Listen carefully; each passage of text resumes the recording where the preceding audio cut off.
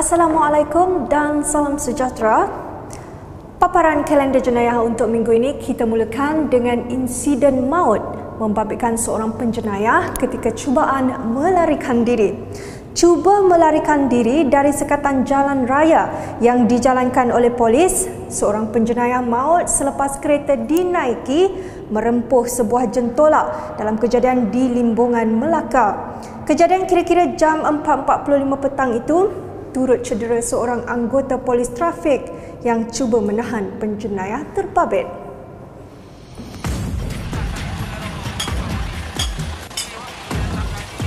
Tindakan dua lelaki dipercayai penjenayah melarikan diri dari sekatan polis membawa padah apabila seorang daripadanya maut selepas kereta yang dipandu merempuh jengkaut di Jalan Syed Abdul Aziz, Limbongan, Melaka.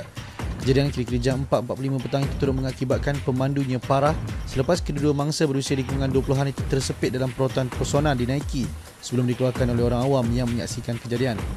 Menurut sumber, sebelum kejadian, kereta dinaiki lelaki berkenaan yang cuba melarikan diri selepas dikejar anggota trafik bermotosikal turut melanggar sebuah kereta lain kira-kira 500 meter dari lokasi.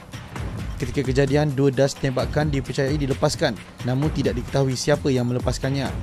Pemangku Ketua Polis Daerah Melaka Tengah Superintenden Razali Bakar berkata kereta dinaiki kedua-dua lelaki itu melarikan diri dari sekatan jalan yang dilakukan anggotanya di Jalan Laksmana, Bandar Hilir.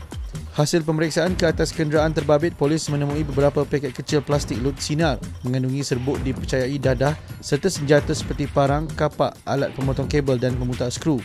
Setakat ini, kes disiasat mengikut Seksyen 41-1 Akta Pengangkutan Jalan 1987.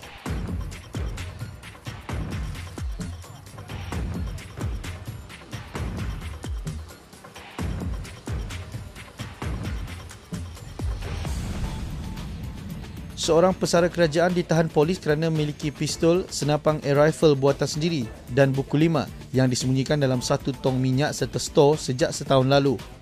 Ketua JSJ Kelantan, Assistant Commissioner Lai Yong Heng berkata suspek adalah seorang lelaki berusia 41 tahun yang ditahan dalam ops api oleh anggota Jabatan Siasatan Jenayah Ibu Pejabat Polis Kelantan di Kampung Padang Beban, Kota Baru kira-kira 6.40 petang Khamis lalu.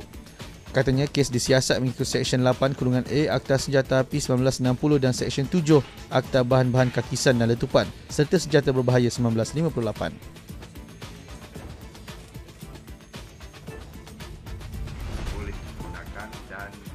Tukar motosikal seminggu sekali. Begitulah lagak tiga pemuda berusia 20 tahun yang aktif mencuri motosikal di sekitar daerah Arau Perlis sejak Jun tahun lalu. Polis mendapat maklumat mengenai perbuatan mencurigakan tiga pemuda itu yang sering menukar motosikal mereka setiap minggu. Hasil maklumat itu, pihak polis melakukan serbuan dan menahan ketiga-tiga pemuda itu. Semua yang ditahan direman 4 hari bermula Sabtu lalu. Kes disiasat mengikut Seksyen 379A Kanun Keseksaan kerana mencuri motosikal.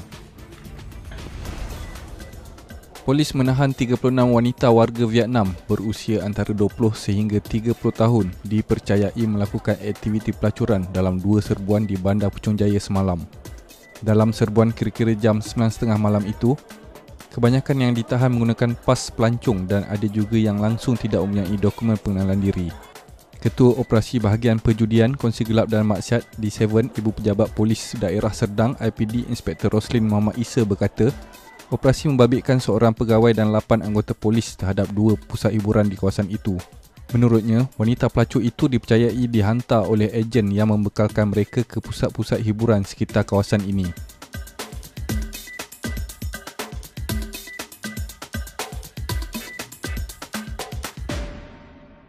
Kita teruskan dengan laporan tembakan yang berlaku di perairan Kudat, Kota Kinabalu, Sabah baru-baru ini apabila 2 anak kapal sebuah bot nelayan milik warga Vietnam cedera dipercayai ditembak. Kejadian pada awal pagi itu, seramai 10 nelayan sedang menangkap ikan di perairan berkenaan sebelum bot itu tiba-tiba ditembak. Bagaimanapun, bot itu selamat berlabuh di jeti pasukan polis Marine berhampiran untuk mendapatkan bantuan. Pesuruhjaya Polis Sabah Datuk Jalaluddin Abdul Rahman berkata, siasatan awal mendapati kejadian berlaku apabila bot dinaiki 10 nelayan warga Vietnam itu dipercayai sudah masuk di kawasan perairan Filipina untuk menangkap ikan sebelum dikejar oleh satu bot yang dinaiki 4 lelaki bersenjata api yang tidak dikenali. Kumpulan 4 lelaki itu kemudian melepaskan beberapa das tembakan yang terkena pada badan bot dan 2 mangsa. Bagaimanapun semua mereka berjaya melarikan diri dan berlabuh di belakang Pulau Sepanggar. Selain itu, suspek dipercayai perompak daripada Filipina yang cuba merompak bot mangsa, namun siasatan lanjut masih dijalankan. Menurutnya, kes berkenaan akan disiasat oleh Jabatan Siasatan Jenayah JSJ Ibu Pejabat Polis Daerah IPD Kudat mengikut Seksyen 307 Kanun Keseksaan atas kesalahan cubaan membunuh.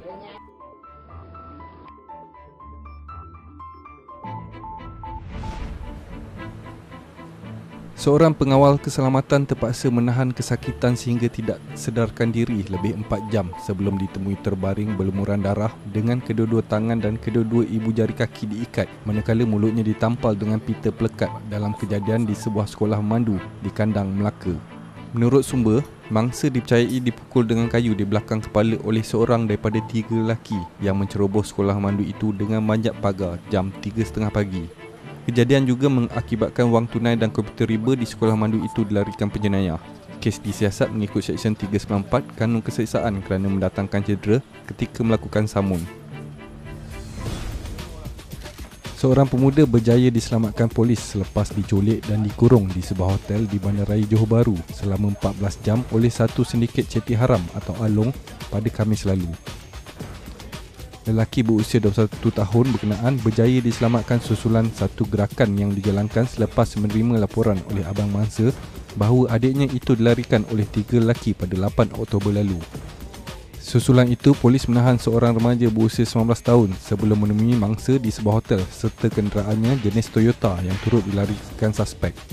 Ketua Polis Johor, Datuk Muhammad Mokhtar Muhammad Sharif berkata, gerakan yang dijalankan berterusan apabila 5 lagi lelaki dipercayai ceti haram dan disyaki terbabit dalam kes sama ditahan di sekitar Bandaraya itu bagi membantu siasatan.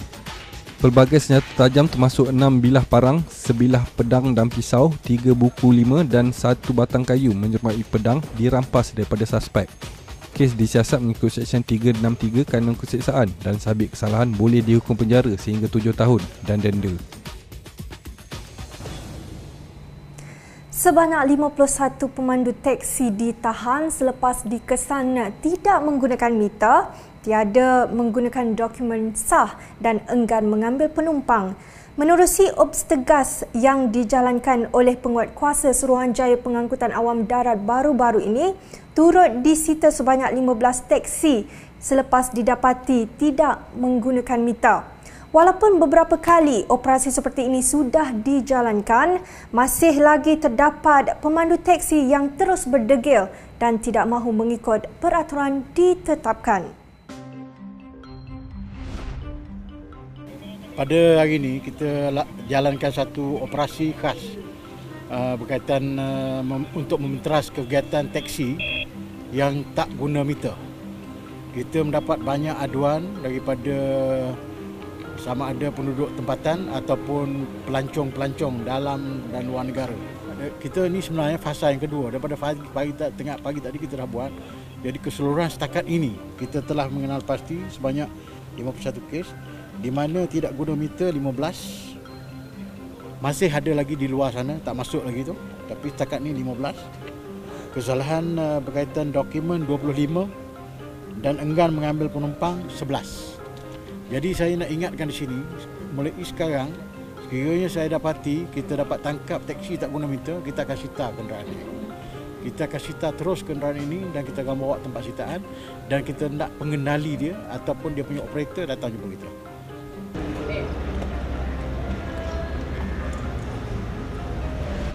Seorang anggota polis dituduh sekali lagi atas kesalahan rasuah selepas didakwa atas kesalahan sama kemarin di Mahkamah Khas Rasuah Shah Alam.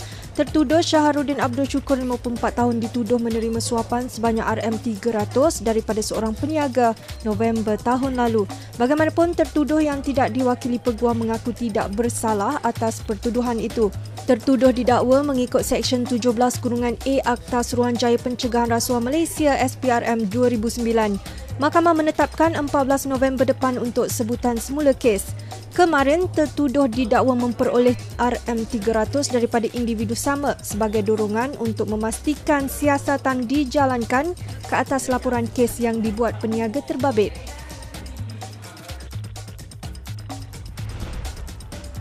3 penguat kuasa Dewan Bandaraya Kuala Lumpur di BKL dan 2 anggota polis didakwa di Mahkamah Seksyen Berasingan atas pertuduhan menerima rasuah RM4,600 antara Oktober 2012 hingga Jun tahun lalu.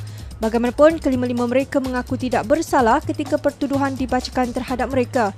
Pendakwaan dibuat mengikut Seksyen 165 Kanun Keseksaan. Mahkamah kemudian membenarkan kelima-lima mereka diikat jamin antara RM6,000 hingga RM20,000 dengan seorang penjamin. Pasukan Khas Bahagian Siasatan Jenayah Ibu Pejabat Daerah Brickfield menumpaskan tindakan penyamun yang menyamar sebagai pemandu teksi pada 11 Oktober lalu. Kejadian kira-kira jam 3.45 petang itu, suspek berusia 25 tahun ditahan polis dipercayai terbabit dalam beberapa kes samun menggunakan teksi. Ketua Polis Daerah Brickfields, Asisten Komisioner Muhammad Azli Abdullah mengesahkan demikian dan suspek dikenal pasti mensasarkan pelancong asing di negara ini. Polis turut merampas pelbagai barangan termasuk sebuah teksi dan wang tunai pelbagai mata wang.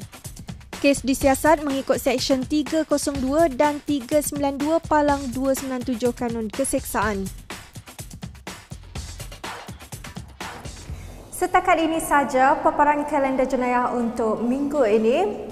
Jangan lupa untuk terus setia melayari laman web Harian Metro dan saluran YouTube bagi mendapatkan lebih banyak paparan video dan berita menarik yang disediakan.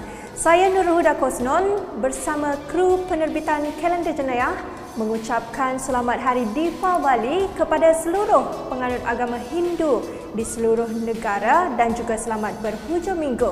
Dengan itu, jumpa lagi minggu hadapan. Sekian, Assalamualaikum dan salam sejahtera.